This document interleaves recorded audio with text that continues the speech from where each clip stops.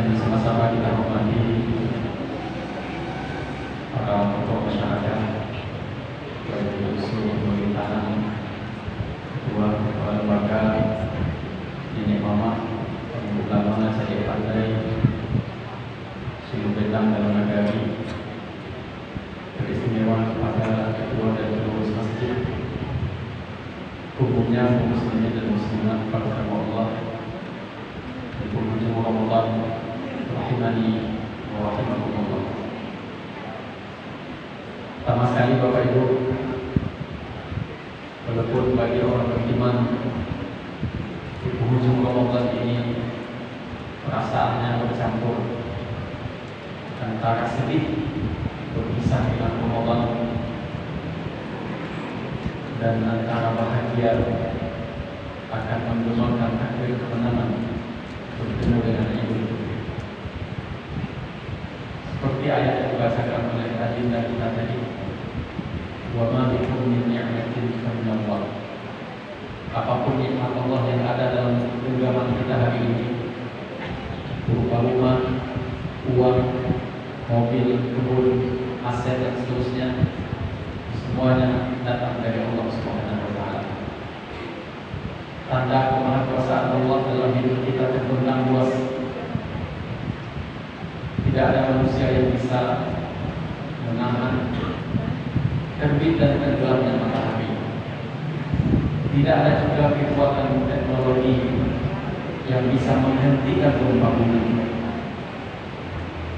Tidak ada juga kekuatan manapun yang bisa menahan dan memutar balikkan siang dan malam.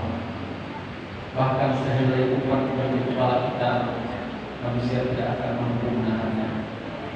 Bahkan saking lemahnya manusia tidak kuasa menahan untuk tidak berkedipnya kedua matanya. Bapak Ibu, di penghujung Ramadan ini, mudah-mudahan Allah Subhanahu wa taala senantiasa melimpahkan rahmat-Nya kepada kita. Salat dan salam kita hadiahkan Rasulullah Sallallahu Alaihi Wasallam, Nabi akhir zaman yang dilahirkan di tengah dunia ini penuh dengan kezaliman. Tidak ada hukum dan aturan yang kuat akan memperbudak dan menindas yang lemah. Maka datanglah Rasulullah Sallallahu Alaihi Wasallam bersama para sahabat beliau mengetuk pintu hati umat negeri Mekah selama 13 tahun. Meskipun yang beriman hanya 300-an lebih kurang, dengan segala tantangan dan rintangan, Nabi Shallallahu Alaihi Wasallam tidak pernah berhenti, dicaci, dimaki, diintimidasi, dilempar dengan batu, diludahi, disiksa, bahkan puncaknya diancam dengan dibunuh. Semua itu dilalui oleh Rasulullah Shallallahu Alaihi Wasallam dengan jiwa yang tenang, dengan hati yang lapang, dengan semangat pengorbanan yang itu menjadi inspirasi dan teladan bagi seluruh sahabat dan umat yang senantiasa mengikuti perjuangan beliau sampai akhir zaman. Sallallahu alaihi ya Rasulullah. Mudah-mudahan selawat senantiasa tercurah kepada beliau. Bapak Ibu yang dimuliakan oleh Allah Subhanahu wa taala, izinkan kami mengucapkan terima kasih kepada pengurus masjid yang memberikan kesempatan penghujung Ramadan ini berbagi sedikit dengan Bapak Ibu. Mudah-mudahan bisa menambah iman kita, menambah kokoh persatuan kita, menambah semangat ibadah kita kepada Allah, menambah kecintaan kita kepada Al-Quran, menambah spirit kepedulian kita kepada orang miskin dan mereka yang hidup menunggu dan menanti uluran tangan kita. Bapak Ibu, hari ini kita bisa datang beribadah di masjid, bisa beriktikaf, bisa sholat tarawih berjamaah dengan khusyuk. Tetapi hari ini saudara-saudara kita di Masjidil Aqsa di Palestina, kalau kita berbekal dengan makanan, minuman, snack dan kurma, saudara-saudara kita di Palestina beriktikaf, berbekalkan batu-batu kerikil yang akan mereka lemparkan kepada Zionis Yahudi yang menodai dan menistakan kesucian Masjidil Aqsa, mengganggu, membunuh dan menumpahkan darah umat Islam. Bapak Ibu yang dimuliakan oleh Allah Subhanahu wa taala, Suatu ketika dikisahkan dalam sebuah hadis, Abu Bakar Siddiq melihat tumbuh beberapa helai uban di kepala Nabi Shallallahu Alaihi Wasallam. Sepertinya hadis ini sangat sesuai dengan momentum di mana kita akan berpisah dengan bulan Ramadan. Hadis ini diriwayatkan oleh Abdullah bin Abbas. Beliau menyaksikan, melihat Abu Bakar bertanya kepada Nabi Shallallahu Alaihi Wasallam, karena Abu Bakar Siddiq merasa penasaran melihat tumbuhnya beberapa helai uban di kepala Rasulullah Shallallahu Alaihi Wasallam. Karena Abu Bakar Siddiq kita ketahui adalah sahabat yang paling dicintai oleh Nabi, sahabat yang paling dekat dengan Rasulullah Shallallahu Alaihi Wasallam. Beliau orang pertama yang beriman dengan dakwah yang dibawa oleh Rasulullah Shallallahu Alaihi Wasallam. Beliau juga yang menemani hijrah Nabi. Beliau juga yang menemani Nabi Shallallahu Alaihi Wasallam bersembunyi di dalam gua Thur. Beliaulah satu-satunya sahabat yang menginfakkan seluruh harta bendanya untuk perjuangan dakwah Rasulullah Shallallahu Alaihi Wasallam. Sehingga Nabi bertanya, "Ma abqaita li ahlik?" Ya Abu Bakr, apa yang engkau sisakan untuk keluargamu? Abu Bakar menjawab, "Abqaitu lahumullah wa rasulah." Hanya Allah dan Rasulullah yang telah meninggalkan untuk keluargaku. Bahkan Nabi dalam salah satu riwayat menyebutkan, setiap kita akan dipanggil dari pintu-pintu surga yang berbeda, tergantung apa amalnya yang menonjol ketika hidup di dunia. Lalu Abu Bakar angkat tangan, "Ya Rasulullah, aw minna man yud'a min kullil abwab?" Adakah di antara kami ya Rasulullah yang akan dipanggil dan diseru oleh seluruh pintu-pintu surga? Maka Nabi menjawab, "La anta ya Abu Bakr." Hanya engkau satu-satunya wahai Abu Bakar. Seluruh pintu-pintu surga akan menyeru dan memanggilmu. Begitu kuatnya ibadah dan pengorbanan Abu Bakar Siddiq radhiyallahu anhu di seluruh lini ibadah dan kehidupan. Bapak Ibu, suatu ketika di subuh-subuh hari Nabi mengumpulkan para sahabat. Lalu Rasulullah bertanya sallallahu alaihi wasallam, "Man asbaha minkum al-yawma sha'ima?" Siapa yang pagi ini di antara kalian dalam keadaan berpuasa? Qala Abu Bakr, "Ana ya Rasulullah." Abu Bakar angkat tangan, "Aku ya Rasulullah." Hadis ini dijadikan dalil oleh para ulama. Tidak ada salahnya juga di sebahagian momen kita diketahui beramal dan beribadah oleh orang lain dengan tujuan keikhlasan kita jaga, keikhlasan kita pelihara, dan dengan orang lain tahu dengan amal kita agar mereka ikut termotivasi beribadah seperti kita. Lalu Rasulullah melanjutkan pertanyaannya, siapa di pagi subuh ini yang sudah membesuk saudaranya yang sakit? Maka di antara para sahabat yang hadir hanya Abu Bakar yang angkat tangan, "Aku ya Rasulullah." Lalu Nabi kembali bertanya, siapa yang sudah mengikuti jenazah sampai di tempat dia dimakamkan, sampai dia selesai dikuburkan? Maka Abu Bakar Siddiq angkat tangan, "Aku ya Rasulullah." Lalu Nabi juga bertanya, siapa yang subuh pagi ini yang telah berinfak dan bersedekah? Abu Bakar satu-satunya angkat tangan, "Aku ya Rasulullah." Majtama'na fi imri'in illa dakhala al-jannah. Layak saja riwayat ketika kita temukan, "Law wuzina imanu Abi Bakrin bi imani ahli dunya." Kalau seandainya ditimbang iman seorang Abu Bakar lalu diletakkan di timbangan yang lain iman seluruh penduduk dunia, la wajaha imanu Abi Bakrin, maka iman Abu Bakar jauh lebih berat. Oleh karena itu, Abu Bakar merupakan sahabat yang sangat dekat dengan Nabi Shallallahu Alaihi Wasallam. Beliau tidak ada merasa berat bertanya, kenapa tumbuh uban di kepala Nabi Shallallahu Alaihi Wasallam? Rasulullah menjawab Shallallahu Alaihi Wasallam, "Syayyabatni Hudun."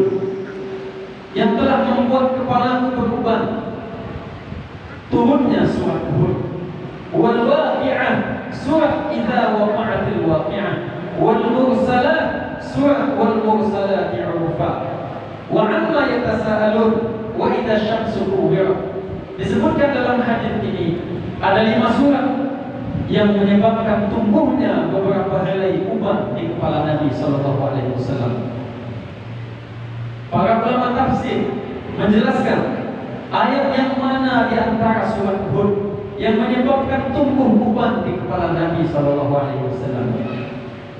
Para ulama menjelaskan ayat 112. Bapak Ibu, kalau tiba di kita baca di rumah, salib tumbuh uban di kepala, ditanya di orang, dia tumbuh uban Pak, jadi orang pikir Pak. Hebat ibu-ibu, ditanya apa ibu-ibu dan jawab. Jawabnya Bu? Nampaknya yang saya. Ibu mana hati bersyukur di bulan Ramadan. Entah deh terlalu banyak kue raya di rumah, entah deh Allah tak tahu saja. Ada nama jawab Pak? Kok kami ajak sekarang ya Pak Haji dulu tadi? Wah sampo betul tukar, nak sampo dan salah. Nah lain menjawab, kalau minyak rambut tak cocok tumbuhan. Setengah menjawab Bu, ayolah sekarang umur adalah terlalu lama di dunia tumbuhan. Tapi Nabi Sallallahu Alaihi Wasallam tumbuh uban beliau tidak sedikit pun disebabkan oleh perkara dunia. Beliau merenungi, meresapi, menghayati, mentadaburi. Ada 5 surat Al-Quran yang 5 surat itu menyebabkan tumbuh uban di kepala Nabi Sallallahu Alaihi Wasallam. Persisnya ayat 112. Apa punya ayatnya Bapak Ibu? Ada yang tahu? Kalau ada yang tahu, mudah-mudahan pengurus bisa kasih hadiah. Dalam hitungan 1, 2, 3, sampai pada 1 tomat ya. Apa punya ayat 112 itu Bapak Ibu? A'udzubillahi minasyaitonirrajim. Fastaqim kama umirta wa man taba ma'aka wa la taqaw innahu bima ta'maluna basir. Perintah istiqomah itu nama gue tumbuh uban di kepala Nabi. Fastaqim kama umirta wa man taba ma'aka wa la taqaw. Maka istiqomahlah engkau wahai Muhammad, tetap berada di atas jalan yang lurus, di atas jalan yang benar bersama orang-orang yang telah bertaubat mengikutimu.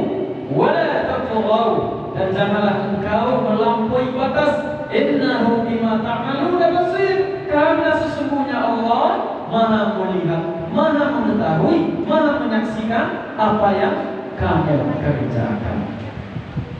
Jadi perintah istiqomah Bapak Ibu menyebabkan tumbuh uban di kepala Nabi. Kenapa Ustaz sampaikan ayat ini? Karena kita sudah berada di penghujung Ramadan. Jumlah jemaah kita Masya Allah ramai, walaupun di tengah virus corona. Ketakutan kita kepada Allah mengalahkan ternyata di jemaah kita di masjid ini dibandingkan ketakutan kepada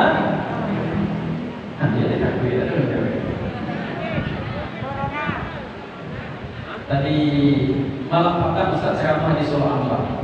Lagi saya ketua pengurus masjid. Ustaz di Solo Anwar, oh jangan haji Ustaz, tak ada kami yang pakai masker. Hanya menyambut virus corona saya boleh di sini orang. Beliau menyambut virus corona kan. Jadi Ustaz Cabir dalam ceramah sampai sudah ceramah mendalam ditutup, yaudah kita sebut-sebut virus corona. Jadi Bapak Ibu, alhamdulillah jemaah kita ramai. Apalagi Masjid Syuhada terkenal di Sumatera Barat, masjid terbaik, masjid jemaahnya paling ramai. Kalau datang syekh dari Palestina, termasuk masjid terbanyak infak dan sedekahnya. Subhanallah, mudah-mudahan jemaah yang begitu ramai ini kita telah membuktikan setahun menjaga untuk mungkin membatasi ke masjid. Ya, ternyata selama setahun ini virus corona juga tidak hilang. Bapak Ibu yang dimuliakan oleh Allah Subhanahu wa taala. Ketika khutbah Jumat di masjid kita di bulan Ramadan ini, kita sampaikan sebuah kisah. Sebagian kaum bapak mungkin ingat dalam sebuah kitab berjudul Al-Bidayah wa Nihayah, jadi 12 halaman 156, ditulis oleh Imam Ibnu Katsir bahwa tahun 478 Hijriah pernah terjadi wabah yang jauh lebih berbahaya daripada wabah virus corona. Tidak hanya membunuh dan mematikan manusia pada zamannya, bahkan matatil wurushu thumma talaha mautul bahaim, hewan-hewan ternak ikut mati, binatang-binatang buas mati, ikan-ikan di laut ikut mati. Hajat rihum sauda, datanglah angin yang menggumpal asap berwarna hitam, kasatatil asjar, tumbanglah pohon-pohon. Wa waqa'at as-sawa'iq, terjadilah petikan suara petir dan halilintar, sangat mencekam ibadah Allah. Lalu apa yang dilakukan? Solusi apa yang diambil oleh pemimpin pada tahun 478 Hijriah bernama Al-Muqtadi bi Amrillah rahimahullah, khalifah dinasti Abbasiyah? Yang beliau lakukan justru ibadah Allah, tidak hanya seruan menjaga kebersihan. Apa yang kita lakukan di tengah pandemi ini sudah tepat, pakai masker, mungkin jaga jarak, physical distancing. Lalu kita batasi juga mungkin hal-hal yang mengakibatkan dengan kerumunan itu terjadi virus corona. Rajin cuci tangan, itu sudah benar, lanjutkan dan tingkatkan. Tetapi mungkin jarang seruan-seruan dikumandangkan. Lalu seruan itu ternyata telah diambil dan dilakukan oleh pemimpin hampir 1000 tahun yang lalu sebelum kita. Apa seruannya Bapak Ibu? Terkait betul dengan tema kita pada malam ini, istiqomah. Seruan untuk lebih dekat dengan Allah, seruan untuk terus mengetuk pintu taubat, pintu ampunan kepada Allah, seruan untuk menegakkan amar ma'ruf dan nahi munkar, seruan untuk menutup tempat-tempat dosa dan maksiat. Itulah yang dilakukan pada tahun 478 Hijriah. Terbukti ibadah Allah mengakhiri wabah yang sesungguhnya jauh lebih berbahaya, jauh lebih mematikan dibandingkan virus corona hari ini. Ibadah Allah, kalau seandainya dalam skala yang lebih luas kita tidak mampu, minimal seruan untuk memperbanyak istighfar, meminta ampun kepada Allah, seruan untuk meningkatkan dan menguatkan ibadah kita kepada Allah, seruan untuk menggalakkan selalu amar ma'ruf dan nahi munkar, seruan untuk membatasi bahkan menutup pintu-pintu dosa dan maksiat. Minimal ini kita tanamkan di dalam hati sanubari kita. Kita tegakkan di tengah rumah tangga dan keluarga kita. Kalaupun bisa dalam skala yang lebih luas, kita juga buktikan di negari yang kita cintai. Ibadah Allah, ternyata virus yang jauh lebih mematikan itu terbukti ampuh solusi yang telah mereka tempuh. Ibadah Allah, inilah yang kita harapkan dengan predikat takwa yang telah kita buru siang dan malam, telah kita keluarkan infak-infak terbaik kita. Beberapa kali di antara kita mungkin ada yang telah khatam Al-Quran. Mudah-mudahan predikat takwa itu bertahan tidak hanya di musim Ramadan.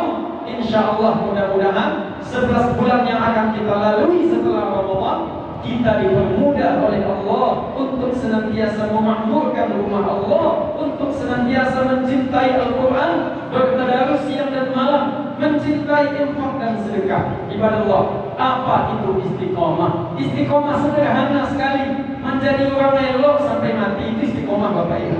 Menjaga sholat, menjaga ibadah, meninggalkan maksiat, tidak mengenal musim dan tidak mengenal situasi. Orang yang istiqomah, dia selalu menjadi hamba Allah yang taat, yang baik, sampai dia bertemu dengan Allah Subhanahu wa Ta'ala.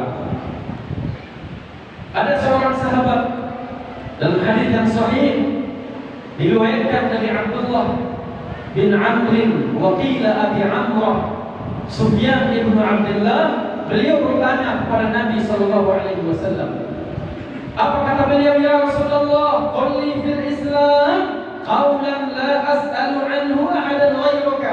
Tunjukkan kepadaku ya Rasulullah sebuah perkataan intisari dari ajaran Islam yang aku tidak akan bertanya lagi kepada orang selain engkau ya Rasulullah. Tiba di orang mengaji Pak, ikulah intisari kaji dan tanya ke Nabi. Apa jawaban Rasulullah sallallahu alaihi wasallam? Qul amantu billah, katakanlah aku beriman kepada Allah. Tanamkan iman yang kuat di dada anak-anak kita.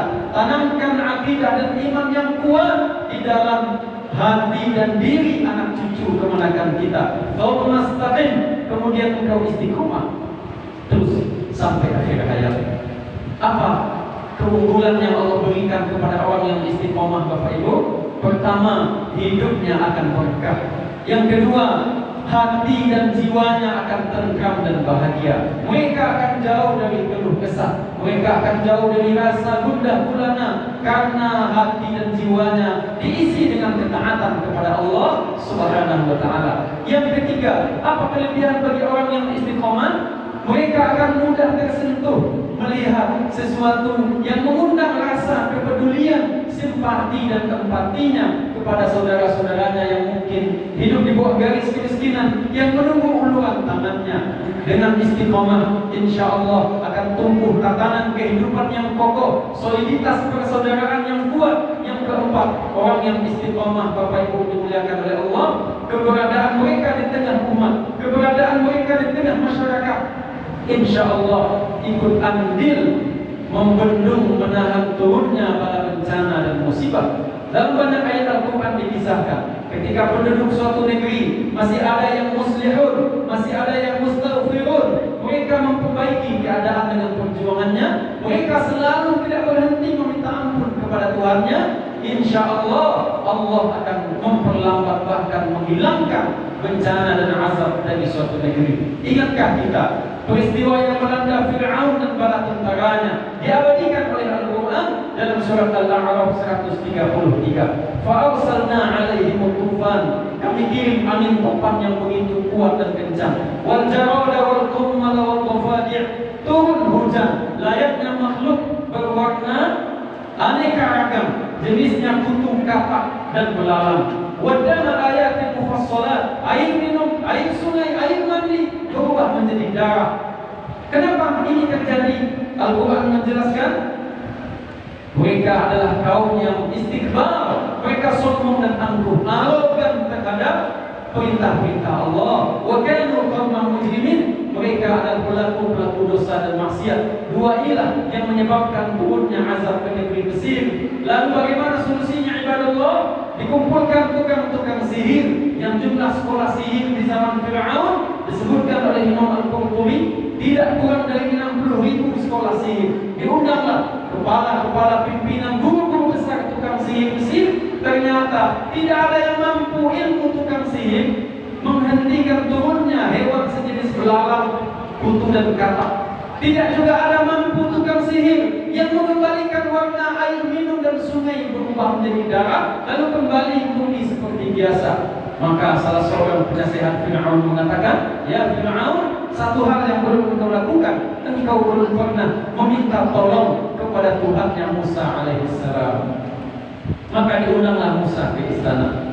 Ya Musa, du'u lana rabbak, wahai Musa, doakan kami kepada Tuhanmu supaya mencabut azab dan petaka ini.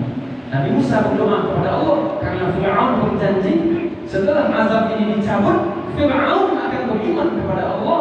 Falamma kashafna anhum rijza, ketika kami telah mencabut azab dan petaka yang terjadi di negeri Mesir, idahum yanquthun, Fir'aun dan para tentaranya melanggar perjanjiannya, membatalkan komitmennya dengan Nabi Musa alaihissalam. Mereka kembali kufur. Oleh karena itu, ibadallah, mudah-mudahan dengan memperbanyak istighfar di penghujung Ramadan kita terhindar dari sebuah hadis yang diriwayatkan oleh para ulama, "Rahima al-mu'abbir adraka Ramadan wa lam yughfar lahu." Sungguh malam dan celaka sebahagian umatku, dia bertemu dengan bulan Ramadan, Ramadan berlalu meninggalkannya, tetapi dosanya tidak diampuni oleh Allah. Na'udzubillah, tsumma na'udzubillah. Mudah-mudahan Bapak Ibu sedikit tausiah ini menambah kuatnya keistiqomahan kita di atas kebenaran dan di atas keimanan. Teruslah kita bangun malam untuk tahajud, baca dan hafallah Al-Quran, makmurkanlah masjid-masjid kita, perbanyaklah istighfar, tebarlah sedekah dan kepedulian. Mudah-mudahan anugerah termahal selama manusia hidup di dunia, yaitu husnul khatimah. Janji Allah kepada orang yang istiqamah, innal ladzina qalu rabbuna Allah, sesungguhnya mereka yang mengatakan Tuhan kami adalah Allah. Tsumma istaqamu, kemudian mereka istiqomah sampai akhir hayatnya. Tatanazzalu 'alaihimul malaikatu alla takhafu, sebelum mereka wafat turunlah para malaikat dalam jumlah yang sangat banyak. Apa kata malaikat sebelum ruh berpisah dari jasadnya? Alla takhafu, janganlah engkau menaruh sedikit pun rasa takut wahai kekasih Allah. Wala tahzanu, jangan pula engkau sedih. Nahnu awliya'ukum, kami akan menjamin engkau dan keluargamu di dunia wa fil akhirah, di dunia dan nanti di akhirat. Wa abshiru bil jannah, berbahagialah, bergembiralah dengan surga yang telah dijanjikan Allah untukmu. Saya tutup dengan kisah yang mungkin sering kita dengarkan. Ketika Khalifah Umar bin Abdul Aziz jatuh sakit sebelum meninggal dunia, badan beliau kurus, boleh dikecean kulit memiliki tulang. Sebelum wafat tubuhnya lemah. Disaksikan oleh istrinya berderilah air mata membasahi wajah dan pipinya. Seorang khalifah bernama Umar bin Abdul Aziz. Istrinya bertanya, wahai suamiku, apakah engkau mulai merasakan sakitnya sakaratul maut? Qala kalla, tidak. Tidak, kata Umar bin Abdul Aziz kepada istrinya. Air mata ini adalah air mata kebahagiaan, air mata keterharuan, karena aku melihat, aku menyaksikan mulai dari belum mataku melihat memandang adanya turun para malaikat sampai ke pintu langit bersop-sop membawa taburan bunga, membawa wangian dari surga, menyongsong ruhku berpisah dari jasadku. Tidakkah kita rindu Bapak Ibu kematian hanya satu kali? Tidakkah kita mendambakan di mana Allah memanggil kita, ya ayyatuhan nafsul mutmainnah, wahai jiwa yang tenang, irji'i ila rabbik, pulanglah engkau kepada Tuhanmu, radiyatan mardiyah, jiwa kita telah ridha, jiwa kita juga telah diridhai. Fadkhuli fi ibadi, masuklah engkau ke dalam barisan hamba-Ku. Wadkhuli jannati, lalu kita diundang. Undangan yang paling mulia datang dari tempat yang mulia, ke tempat yang paling mulia, yaitu masuk ke dalam surga. Maka hilanglah segala kenikmatan dunia karena orang yang istiqomah memenuhi undangan terakhirnya, melambaikan ruhnya berpisah dari dunia untuk masuk ke alam surga. Mudah-mudahan kita husnul khatimah. Fa'tabiru ya ulil absar la'alakum tuflihun. Banyak maaf Bapak Ibu, sekali lagi terima kasih banyak, dan izinkan Ustaz mengucapkan terima kasih banyak kepada Bapak Ibu, ini Mama Nusana Sadolio Pelangki.